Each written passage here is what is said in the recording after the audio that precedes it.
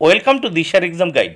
প্রিয় সপ্তম শ্রেণীর পরীক্ষার্থী বন্ধুরা, তোমাদের জন্য এই ভিডিওটিতে আমি আলোচনা করতে চলেছি সপ্তম শ্রেণীর তৃতীয় পর্যায়ক্রমিক মূল্যায়নপত্র 2024, অর্থাৎ 2024 সালের সপ্তম শ্রেণী বা ক্লাস 7-এর third unit test question paper 2024-এর প্রশ্নপত্র মানে কোশ্চেন পেপার পরিবেশ বিজ্ঞান বিষয় উত্তর সহ আলোচনা করতে চলেছি এই ভিডিওটিতে।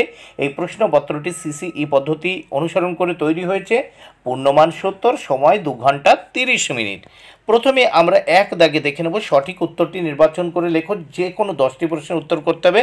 এর জন্য রয়েছে 10 মার্ক, প্রত্যেকটি প্রশ্নের জন্য 1 মার্ক করে বরাদ্দ।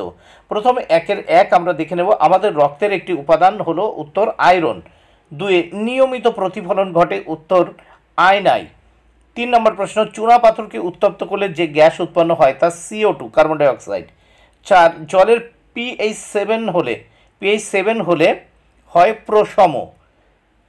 5, অস্থির হাড়ের প্রধান উপাদান এটি হবে Ca3PO4 2।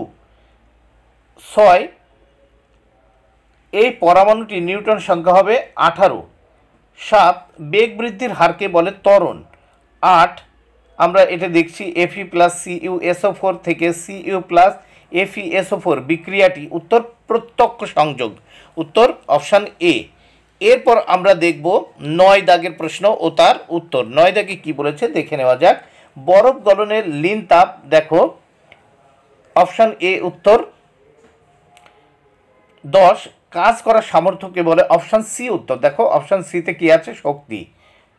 11, কোন পলিমারটি বায়োডিগ্রেডেবল, মাংসপেশির প্রোটিন। নেক্সট আমরা দেখব 2 দাগের প্রশ্নগুলো। 2 দাগে বলেছে শূন্যস্থান পূরণ করো, 5টি প্রশ্নের উত্তর করতে হবে। 5 মার্ক, প্রত্যেকটির জন্য 1 মার্ক করে বরাদ্দ। এগুলো তোমরা বইয়ের থেকে করে নিও। টমেটোতে ড্যাশ অ্যাসিড পাওয়া যায়। 2, প্রযুক্ত বল শূন্যস্থান গুণ বস্তুতে উৎপন্ন ত্বরণ। 3, ফারেনহাইট স্কেলের প্রাথমিক অন্তর শূন্যস্থানে যেটি উত্তর হবে বসাবে। 4, চলমান সাইকেলের গতি শূন্যস্থান কি গতি সেটি লিখবে। 5, সালফেট মূলকের সংকেত যেটি হবে সেটি তোমরা বই দেখে এগুলো উত্তরগুলো লিখবে বা উত্তরগুলো দেখে নেবে। নিচের প্রশ্নগুলি উত্তর লেখো, 5টি প্রশ্ন উত্তর করতে হবে, 5 মার্ক। 3-এর 1, রাসায়নিক পদার্থের রাজা কোন অ্যাসিডকে বলা হয়। 2, শামুক ঝিনুকের দেহের বাইরের শক্ত খোলক কিসের তৈরি, আমরা জানি ক্যালসিয়াম। আর তারপর দেখো 3, সেলসিয়াস ও ফারেনহাইট স্কেলের মধ্যে সম্পর্কটি লেখো। 4, নিউটনের তৃতীয় সূত্রটি লেখো। 5, 2টি নির্দেশকের নাম লেখো। নেক্সট আমরা 4 দাগের প্রশ্নগুলো দেখব। সংক্ষিপ্ত উত্তর লেখো, যে কোনো 3টি।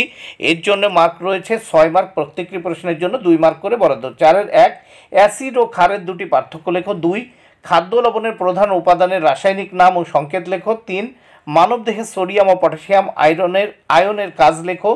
4, রক্তে নুনের পরিমাণ বৃদ্ধি পেলে কী কী সমস্যা হয়। এবার 5 দাগে দেখো, যে কোনো 3টি প্রশ্নের উত্তর লেখো। এগুলো ভালো করে তোমরা বইয়ের থেকে দেখে নেবে। মোট 9 মার্ক, প্রত্যেকটি প্রশ্নের জন্য 3 মার্ক করে বরাদ্দ। 1, আমরা খাবার হিসেবে কত রকমের লবণ ব্যবহার করি, এদের নাম কি। লবণে আয়োডিন মেশানো হয় কেন, প্রত্যেকটির জন্য 1 1 1, মোট 3 মার্ক। 2, সব ক্ষারকই ক্ষারক কিন্তু সব ক্ষারক ক্ষার নয়, ব্যাখ্যা করো। 3, বর্ষাকালে খাদ্য লবণ ভিজে যায় কেন। 4, থার্মোপ্লাস্টিক ও থার্মোসেটিং প্লাস্টিক কাকে বলে, থার্মোসেটিং প্লাস্টিক কাকে বলে, এবং PVC এর ব্যবহার লেখো। 2 + 1, মোট 3 মার্ক। এইবার আমরা এই প্রশ্নপত্রের পরের পৃষ্ঠা বা পরের পেজ দেখে নেব। তাহলে এই পরের পেজে আমরা দেখতে পাচ্ছি লাইফ সায়েন্স থেকে সঠিক উত্তরটি নির্বাচন করো। এর জন্য 6 মার্ক, প্রত্যেকটি প্রশ্নের জন্য 1 মার্ক করে বরাদ্দ। তাহলে দেখে নেওয়া যাক। 1, স্ত্রী এডিস মশা ডেঙ্গু রোগের জীবাণু বহন করে। 2, মানব সম্পদের স্বাস্থ্য নিয়ে গবেষণা করে, অপশান এ WHO।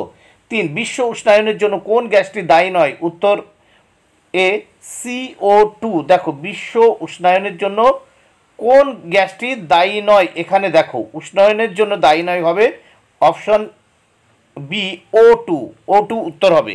অক্সিজেন, দেখো বিশ্ব উষ্ণায়নের জন্য কোন গ্যাসটি দায়ী নয়, এটা কিন্তু CO2 লেখা হয়েছে। CO2 কিন্তু দায়ী এবং মিথেনও দায়ী, কিন্তু দায়ী নয়, উত্তর হবে অপশান বি O2। বিশ্ব উষ্ণায়নের জন্য অক্সিজেন বা O2 দায়ী নয়। তারপর 4 প্লেগ রোগের জীবাণু আশ্রয় নেয় উকুনের পাকস্থলিতে।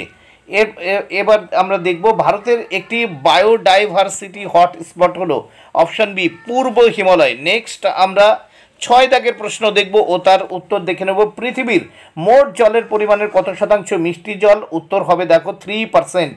এবার 2 দাগে নিচের প্রশ্নগুলির উত্তর লেখো। 6টি প্রশ্নের উত্তর করতে হবে, মোট 6 মার্ক, প্রত্যেকটি প্রশ্নের জন্য 1 মার্ক করে বরাদ্দ। প্রথম দেখো 1 দাগ, ভারত, ব্রাজিল, ইন্দোনেশিয়া প্রভৃতি দেশগুলিকে জীব বৈচিত্র্যের নিরিখে কী বলা হয়? উত্তর জীব বৈচিত্র্যের হট স্পট। 2 নম্বর প্রশ্ন, কোয়ালা ভালুকের প্রধান খাদ্য কী? উত্তর ইউক্যালিপটাস পাতা।